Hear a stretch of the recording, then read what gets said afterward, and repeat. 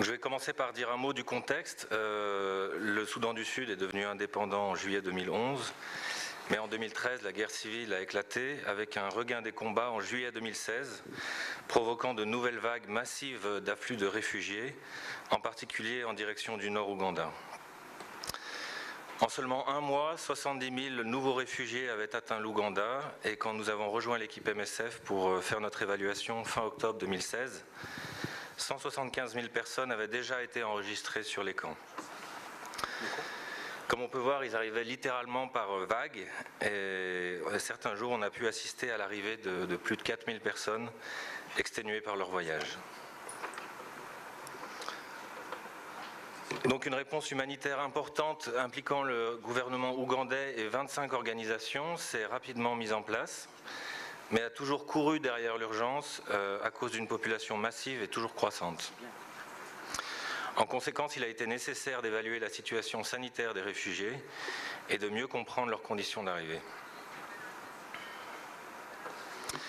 Le premier lieu d'accueil des réfugiés est donc une zone très vaste située dans le district de Yumbe, au nord-ouest de l'Ouganda, où chaque foyer recevait un petit lopin de terre pour la construction de son habitation et théoriquement aussi pour ses cultures vivrières.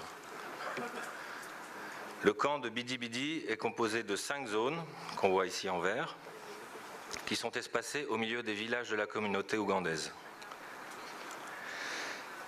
Plus tard, en février 2017, un nouveau camp a été ouvert au sud de Bidi Bidi qui s'appelle Imvepi, qu'on voit en dessous en violet. Donc au cours de cette présentation, je vais décrire nos activités principales dans ces deux camps, soit au travers d'enquêtes de santé ou de surveillance systématique, et vais passer des unes aux autres pour vous présenter nos résultats principaux. Donc essentiellement, nous avons effectué à Bidi Bidi en novembre 2016 une enquête transversale qui nous a donné une première image ponctuelle de la situation sur le premier camp, suivie par la mise en place d'un système de surveillance. On a effectué pour cette première enquête un échantillonnage spatial avec sélection au hasard de 1018 foyers. En mars 2017, à Imvepi, nous avons effectué une enquête continue sur les nouveaux arrivants du second camp, incluant 50 à 80 foyers par semaine, et donc destiné à mieux comprendre le parcours des réfugiés, les violences qu'ils ont pu subir et la mortalité. Il a également été suivi de la mise en place d'un système de surveillance. Alors quand on s'intéresse à la structure des foyers sur ces camps, on voit déjà que c'est une population très jeune. Il y a 60% de moins de 15 ans et 25% de moins de 5 ans. Deuxièmement, on a vu que 32% des foyers étaient dirigés par des femmes seules. Et on a dénombré aussi beaucoup d'enfants non accompagnés.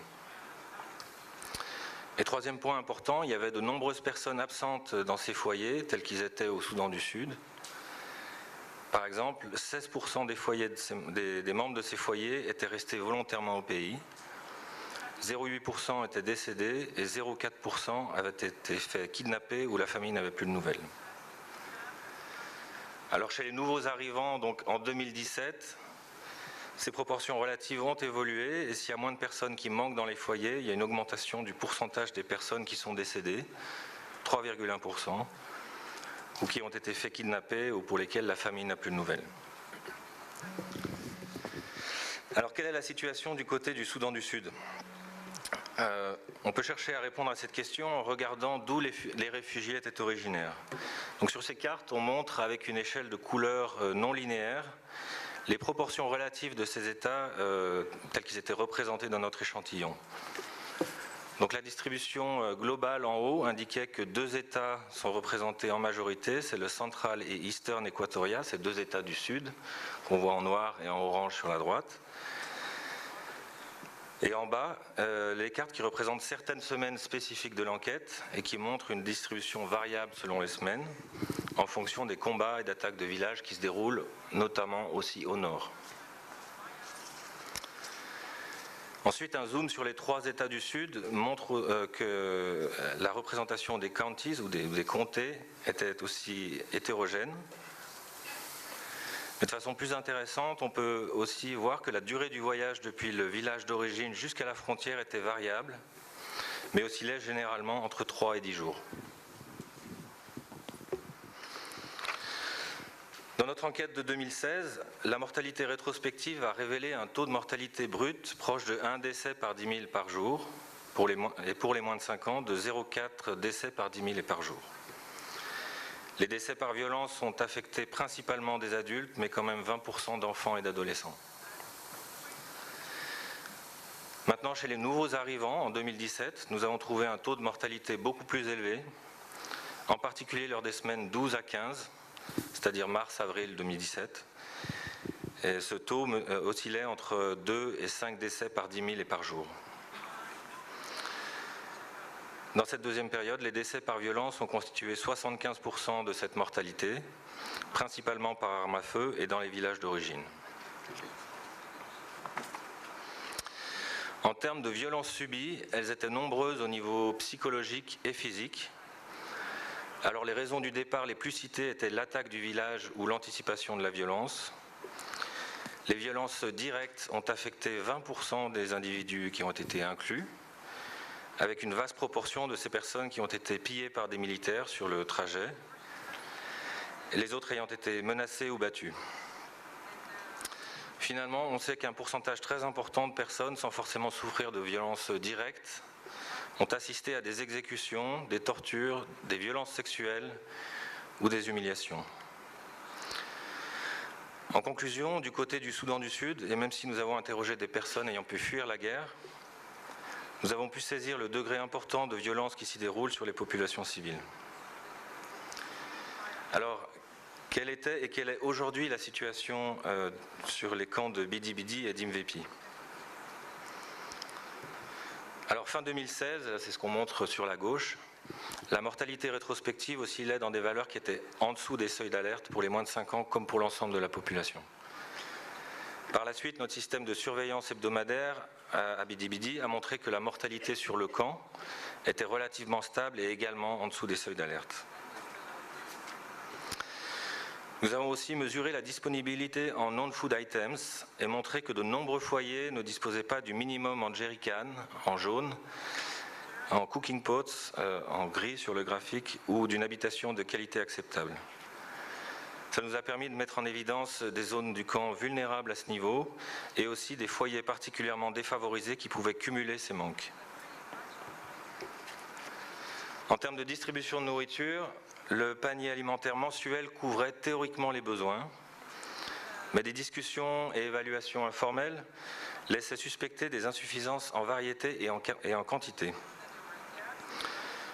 De plus, nous avons évalué à 22% le nombre de foyers subissant des retards plus ou moins importants en termes de distribution de nourriture. Celle-ci était planifiée pour 1 mois. Et la moyenne des retards était de 11 jours. A noter aussi que la surveillance du food basket nous a été refusée par le gouvernement ougandais et par le PAM. Et c'est d'autant plus problématique que les réfugiés sont pour l'heure totalement dépendants des distributions de nourriture. Malgré toutes ces difficultés, le statut nutritionnel des enfants était globalement acceptable, avec une malnutrition globale de 3,8%. Par contre, la surveillance a montré que des poches de malnutrition se formaient avec le temps. Par exemple, ça a été le cas en semaine 16, c'est-à-dire fin avril, en zone 5, nous avons détecté un taux de malnutrition globale de 12%. Et ce taux était essentiellement lié au village 7, qu'on voit apparaître en orange ou rouge sur la carte, qui avait 12% de malnutrition sévère et 30% de malnutrition globale.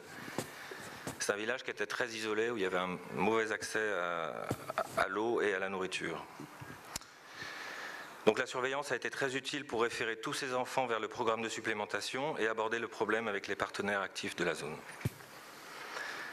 De façon similaire, la surveillance à MVP a également mis en évidence plusieurs poches de malnutrition, dont 3 avec plus de 10% de malnutrition globale, qu'on voit apparaître le plus au nord, là, en rouge. En conclusion, nos évaluations épidémiologiques sur ces réfugiés qui continuent d'affluer, on a un nombre aujourd'hui cumulé en Ouganda de 900 000, ont révélé plusieurs éléments majeurs.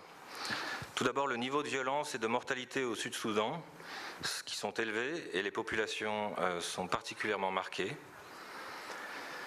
Les populations de réfugiés sont par ailleurs très jeunes et les foyers montrent une certaine vulnérabilité. Et enfin, dans les camps, la situation sanitaire est globalement sous contrôle, mais reste fragile, avec des poches de malnutrition reflétant des disparités dans l'accès à la nourriture, à l'eau ou aux soins. En conséquence, les foyers de fragilité sur les camps laissent penser que certaines zones géographiques ou groupes à risque sont plus vulnérables que d'autres, et nos systèmes de surveillance sont d'excellents moyens de les mettre en évidence. À l'heure actuelle, les activités médicales ou de distribution d'eau et de nourriture restent essentielles pour les résoudre. Deuxièmement, ces données supportent largement les activités déjà engagées par MSF autour de la santé mentale.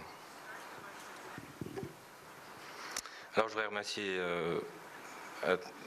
énormément notre équipe d'enquête et de surveillance qui a fait un travail énorme sur le terrain et qui continue. Pascal Lissouba qui a fait énormément de travail aussi avec plusieurs séjours sur place. Toute l'équipe d'Épicentre pour leur support méthodologique. Et puis les équipes de MSF de Youmbe, de Kampala et de Paris. Merci pour votre attention.